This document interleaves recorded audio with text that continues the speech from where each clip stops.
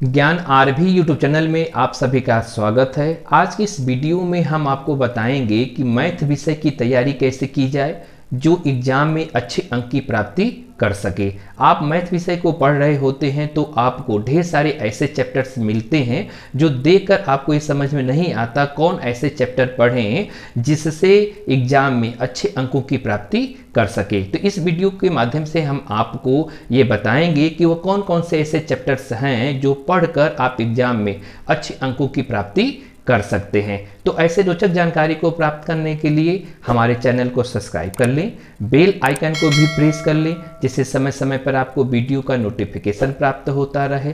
Video को देखते समय उसे लाइक कर लें, अपने दोस्तों में इसे शेयर कर लें। आपके जो भी विचार होते हैं उसे कमेंट बॉक्स में लिखें। तो देर न करते हुए हम अपने वीडियो को शुरू करते हैं।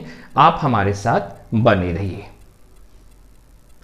आज की इस वीडियो में हम आपको बताएंगे कि मैथ विषय की तैयारी यानी गणित विषय की तैयारी किस प्रकार से आप करें जो एग्जाम में आप अच्छे से अच्छे अंक की प्राप्ति कर सकें। आप मैथ विषय को जब पढ़ते हैं तो मैथ विषय के अंतर्गत ढेर सारे ऐसे चैप्टर मिलते हैं जो चैप्टर को देखकर आप समझ नहीं पाते कि कैसे उस चैप्टर को पढ़ा जाए, कौन कौन से चैप्टर को पढ़ा जाए जिससे अच्छे अंक की प्राप्ति कर सके। तो इस वीडियो के माध्यम से हम आपको यही बताएंगे कि वो कौन सा चैप्टर पढ़ेंगे जिसके द्वारा आप अच्छे अंकों की प्राप्ति कर सकें। उससे पहले हम आपको गणित विषय से संबंधित जितने चैप्टर्स हैं, जितने अध्याय हैं, उनके बारे में बता देते हैं। फिर उसके बाद आपको ये बताएंगे कि उन चैप्टरों को पढ़कर आप अच्छे अंकों की प्राप्ति कर सकते हैं। तो सबसे पहले आप गणित विषय से संबंधित जो अध्याय होते हैं उन अध्याय को आप देख लीजिए। तो देखिए, मैथ विषय से संबंधित जो अध्याय है आपकी स्क्रीन पर दिख रहा है वह अध्याय है, अगर देखा जाए तो परिमेय संख्या, आप दशमलव, उसके बाद आप देखेंगे भिन्न, उसके बाद घात और घातांक होते हैं, उसके बाद आप देखेंगे वर्ग और वर्गमूल होता है, घन और घनमूल होता है, उसके बाद है अनुपात है, समानुपात है, प्रतिशत है और कोण है।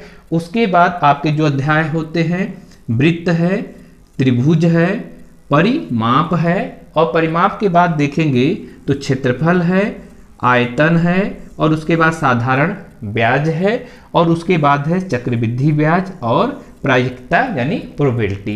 यानी इतने चैप्टर आपके मैथ विषय के अंतर्गत देखे जाते हैं और पूरे साल भर में इतने अध्याय को आप सब पढ़ते हैं और इतने अध्याय को पढ़ने के बाद जब एग्जाम आता है तो परेशानी का सामना करना पड़ता है कि कौन से ऐसे चैप्टर को पढ़ें जो कि अच्छे अंक हमें प्राप्त कर लें। तो सबसे पहले हम आपको ये चैप्टरों के बारे में बताएं और इस चैप्टर में सभी चैप्टर जो है आप पढ़े होंगे। देखिए, सबसे पहले मैथ के जो स्तंभ होते हैं उस स्तंभों के बारे में बताते हैं कि मैथ के कौन ऐसे 4 स्तंभ है जिसे हमें याद रखना चाहिए। देखिए, मैथ के वो 4 स्तंभ है जिसको कहा जाता है जोड़, घटाना, गुणा और भाग। ये 4 ऐसे स्तंभ हैं, इन्हीं स्तंभों पर ही हमारी गणित जो होती है टिकी होती है। यानी हमें क्या जानना चाहिए, प्लस करने आना, फिर माइनस कैसे करते हैं, फिर मल्टीप्लाई कैसे करते हैं, डिवाइड कैसे करते हैं। ये चारों स्तंभ को हमें अच्छे प्रकार से आना चाहिए। यानी जब हम मैथ के चैप्टर को हल करें तो हल करते समय हमारा जो कैलकुलेशन है वह हमें याद होना चाहिए। यानी जोड़, घटाना, गुणा, भाग जो है अच्छे तरीके से आए। इन्हीं चारों स्तंभों पर हमारी गणित जो है टिकी है। इसके अलावा अगर हमें वर्ग निकालना होता है या वर्गमूल निकालना होता है या घन निकालना होता है या घनमूल निकालना होता है तो हमें भी उसे ध्यान रखना चाहिए। तो सबसे पहले चलते हैं चैप्टर के बारे में बताते हैं। देखिए, सबसे पहले चैप्टर में हमको जो ध्यान रखना है, सबसे पहले आप प्रायिकता यानी प्रोबेबिलिटी क्या होती है। तो प्रोबेबिलिटी जैसे चैप्टर पर हमें ध्यान दें। अगर इस पर थोड़ा सा भी ध्यान देंगे तो हमें यह याद हो जाता है प्रोबेबिलिटी। और प्रोबेबिलिटी के बाद तब हम जो है आगे चैप्टर देखते हैं जैसे परिमेय संख्या। और परिमेय संख्या में हमको बताया जाता है कि नंबर्स किसे कहते हैं, यानी संख्या क्या होती है और कौन संख्या प्राकृतिक संख्या है, कौन संख्या अप्राकृतिक संख्या है, कौन सम संख्या है, कौन विषम संख्या है। तो हम लोग जो है ये परिमेय संख्याओं को जान सकते हैं। यानी हम लोग गिनती पहाड़ा आदि जो है जानते हैं, यानी नंबर को लिखना, टेबल को लिखना, तो उसमें परिमेय संख्या हमारी हेल्प करेगी। तो उसके बाद हमें परिमेय संख्याओं पर विशेष ध्यान देना होता है, और परिमेय संख्याओं के बाद तब हमें इन्हीं अंकों पर आधारित जो होती है दशमलव की संख्या, यानी दशमलव कैसे लगाया जाता है और कैसे डिवाइड होते हैं जो दशमलव में आते हैं। तो दशमलव में हमें जो है उन संख्याओं को ज्ञात करना, यह अगले चैप्टर से संबंधित हो सकता है। उसके बाद नंबर से संबंधित भिन्न होते हैं, कौन भिन्न छोटे होते हैं, कौन भिन्न बड़े होते हैं, भिन्नों का जोड़, भिन्नों का घटाना, भिन्नों का गुणा, भिन्नों का भाग, हमें इस पर भी विशेष ध्यान देना होता है। अगर नंबर सिस्टम को सीखे होते हैं तो इसी नंबर सिस्टम से ही हमें घातांक को देखने को मिलता है। घात और घातांक को भी हम देख सकते हैं और इसको अंग्रेजी में पावर के नाम से भी जानते हैं। ठीक है, अगर इसको उदाहरण के तौर पर देखें कि यहाँ पर 2 गुणे 2 गुणे 2, तो कैसे इसको जो है हम घातांकों के रूप में लिख लें। तो घातांकों के रूप में लिखने के समय हम लोग ऐसे लिखते हैं 2 का पावर 3, ऐसे घातांकों के रूप में हम लोग लिख सकते हैं। जब घातांक को हम लोग लिखते हैं तो इसमें हमको बताना पड़ता है कि कौन पावर है, कौन बेस है, यानी कौन आधार है, कौन वर्ग है। तो आपको जानते हैं कि 2 के पावर अगर हम 3 लिखते हैं तो 3 यहाँ पर पावर बोला जाता है, 2 यहाँ पर बेस बोला जाता है। यानी ये नंबर सिस्टम से संबंधित हमें घात और घातांक को देखा जाता है। उसके बाद इससे संबंधित होता है वर्ग और वर्गमूल निकालना, यानी हमें स्क्वायर रूट जो होते हैं कैसे निकालता है। यानी जब हमको टेबल याद रहेगा तो टेबलों के माध्यम से वर्ग और वर्गमूल कैसे निकाल सकते हैं, इसे भी देख सकते हैं। उसके बाद जो होता है घन और घनमूल कैसे निकाला जाता है, ये सभी टेबलों पर आधारित होती है। उसके बाद इसी नंबर सिस्टम पर अनुपात कैसे निकालते हैं, फिर उनका समानुपात कैसे होता है। देखिए, अनुपात और समानुपात एक दूसरे के ही जैसे होते हैं, तो यहाँ पर हमें अनुपात और समानुपात यानी नंबर सिस्टम पर ही आधारित है। इसके बाद किसी भी नंबर को प्रतिशत कैसे निकालते हैं, और प्रतिशत यानी उसको कैसे 100% में हम उसको आंकते हैं। उसके बाद कोण की जानकारी हमें होनी चाहिए कि कोण कितने प्रकार के होते हैं, कोण कहते किसे हैं, तो ये हमें, और कोणों का नाम तो हमें याद होना चाहिए कि कोण कौन से कोण कितने एंगल का होता है। उसके बाद वृत्त को बनाना, कि किस प्रकार से हम जो है वृत्त को बना सकते हैं। त्रिभुज, अब हम अपने परिवेश में देखते हैं तो हम लोग के पास जो वस्तु दिखती है तो वह उस वस्तु की स्थिति होती है कैसी, तो कुछ त्रिभुज के आकार में होगी, कुछ घन के आकार में होगी, कुछ घनाभ के आकार में होगी। तो हम अपने परिवेश से भी सीख सकते हैं कि त्रिभुज क्या है, त्रिभुज किसे कहते हैं, त्रिभुज कैसे बनाया जाता है ये। इसके बाद हमें परिमाप, यानी कोई भी त्रिभुज है तो किसी भी त्रिभुज का परिमाप कैसे निकालते हैं, किसी भी त्रिभुज का क्षेत्रफल कैसे निकालते हैं।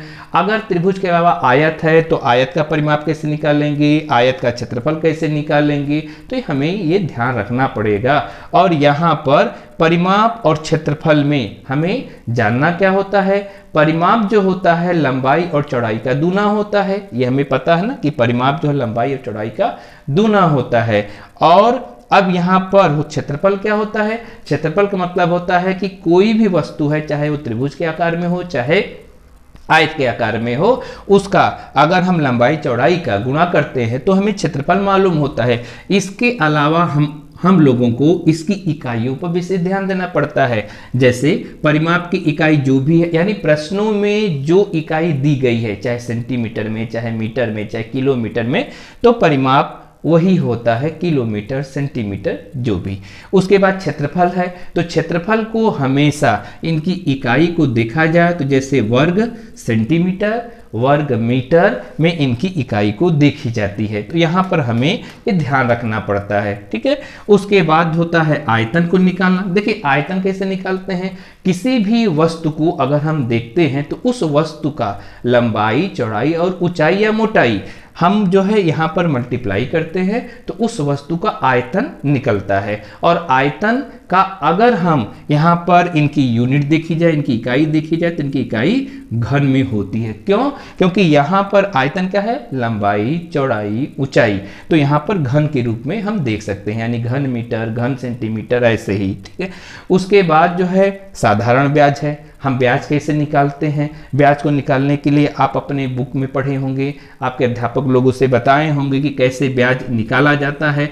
तो ब्याज एक रेट पर आधारित होता है, दर पर आधारित होता है। यानी आप ब्याज को समझने के लिए आप समझ सकते हैं कि आप किसी व्यक्ति को 100 रुपये देते हैं, तो देने के बाद आप उससे बोलेंगे कि मैं एक अवधि में आपको यह रुपया दे रहा हूं। यानी एक एग्जाम्पल आप समझिए कि आपने किसी व्यक्ति को 100 रुपया दिया और देने के बाद आपने बोला कि आप इसे 1 महीने के अंदर इसे लौटा दीजिएगा। यानी आपने एक समय निर्धारित कर दिया, और समय निर्धारित करने के बाद आपने ये भी बताया कि मैं जो है इस 100 रुपये पर आपको 5% ब्याज लूंगा। तो वह व्यक्ति आपको जब कह सकते हैं जब वो पैसा लौटाएगा तो वह ब्याज के साथ जो है वो पैसा लौटाएगा, तो इसको बोलते हैं साधारण ब्याज। तो साधारण ब्याज हम लोग को अपने दैनिक रूप में कैसे होता है इसका भी हम लोग देख सकते हैं। और यहाँ पर ब्याज निकालने की जो क्राइटेरिया होती है यहाँ पर आपको बताया जाएगा कैसे। छमाही होती है, तिमाही होती है और सालाना, इस रूप में ब्याज निकालने की क्राइटेरिया होती है, जिसको सिंपल इंटरेस्ट बोलते हैं, यानी साधारण ब्याज बोलते हैं। आगे क्या होता है कि चक्रवृद्धि ब्याज। देखिए कंपाउंड इंटरेस्ट बोलते हैं। चक्रवृद्धि ब्याज का मतलब ये होता है कि साधारण ब्याज पर ही जो होता है इस पर चक्रवृद्धि ब्याज लगाई जाती है। यानी आपके पास जो मिश्रधन होते हैं या कह सकते हैं जो मूलधन है, मूलधन पर लगाया गया ब्याज जो होता है या मिश्रधन पर लगाया गया ब्याज होता है, वही आपका चक्रवृद्धि ब्याज होता है। तो यहाँ पर आप साधारण ब्याज और चक्रवृद्धि ब्याज, देखिए चक्रवृद्धि ब्याज का मतलब होता है ब्याज के ऊपर ब्याज लगाना, चक्रवृद्धि ब्याज होता है। और प्रायिकता तो मैंने बताया ये प्रायिकता कैसे निकाली जाती है। तो यहाँ पर आपको ध्यान देना है कि सबसे पहले प्रायिकता को पढ़ना है, उसके बाद आपको परिमाप से लेकर आयतन, यानी परिमाप, क्षेत्रफल और आयतन, इस पर ध्यान देना है। और इसके बाद आपको करना क्या है, जैसे वृत्त बनाना, त्रिभुज बनाना और कोण के बारे में जानना, इस पर ध्यान देना है। और उसके बाद परिमेय संख्या, दशमलव, भिन्न, ये ध्यान रखना है।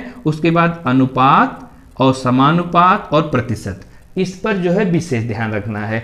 बाकी अन्य जो चैप्टर्स होते हैं इस पर भी आप ध्यान रखेंगे। तो आप इन चैप्टरों पर अगर अच्छे से ध्यान रखते हैं, ध्यान रखकर इसे हल करते हैं, यानी मैथ ऐसे विषय है जिसे पढ़ा नहीं जाता, इसको हमेशा रिटेन किया जाता है, लिखा जाता है, और लिखते समय ही इसकी लर्निंग जो है बहुत तेज होती है। तो हमारे द्वारा बताया गया है कि मैथ विषय की तैयारी इस प्रकार से अगर आप करेंगे तो आप अपने एग्जाम में अच्छे अंक की प्राप्ति कर सकते हैं। अब हम आपसे मिलेंगे अगले वीडियो में, और अगले वीडियो में हम आपको बताएंगे कि विज्ञान विषय की तैयारी किस प्रकार से करेंगे जो आप अच्छे अंक की प्राप्ति कर सकते हैं। तब तक के लिए आप सभी को धन्यवाद।